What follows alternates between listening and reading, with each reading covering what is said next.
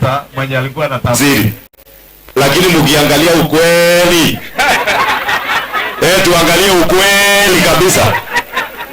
Osoro piano anajua kucheza kabisa. Na muziki anajua hata ya gospel. Si ni kweli? Lakini kazi ya pastor kweli? Anaweza huyu? Hata Sauli.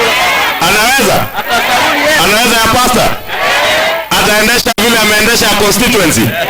Na tushukuru sababu mheshimiwa Osoro vile governor wetu Ongwai amesema. Mambo ya mabarabara, mambo ya maendeleo ya TVET amepanga mpaka ICT digital hubs. Sasa jamii ya hapa South Mugirango kupitia ile kazi Osoro anapanga kwa TVET, kwa every ward in South Mugirango amepanga aweke ICT hub.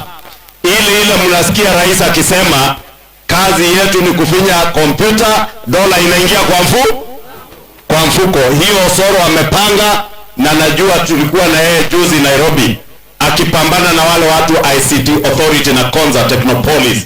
Wapange walete kompyuta zaidi ya 200 hapa South Mugirango, vijana waweze kupata mambo ya ICT hubs.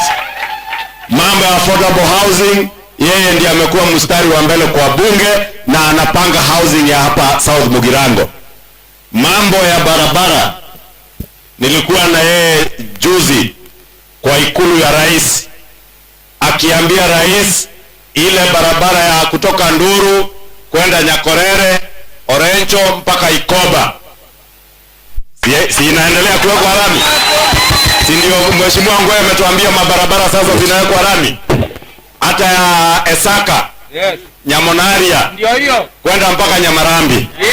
Si hata hiyo inaendelea rami? Na nataka niwatangazie hivi karibuni rais anangojea tu imalizike, atakuja kuizundua rasmi akiletwa na huyu Osoro.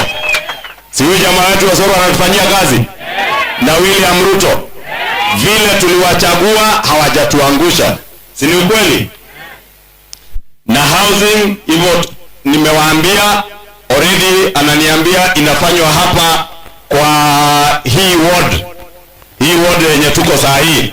Kuna affordable housing inaendelea.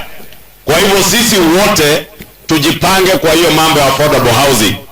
Wale ambao wako na courses wamesomea TVET, iwe ni kazi ya welding, jipange.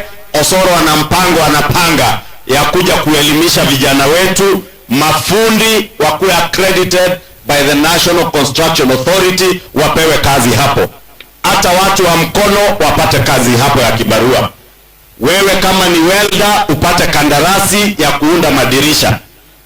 Uliona juzi wakati tulikuwa na rais hapa Homa Bay, governor wa Homa Bay Gladys Wanga akitangaza ya kuwa pale Homa Bay wamejenga nyumba 160.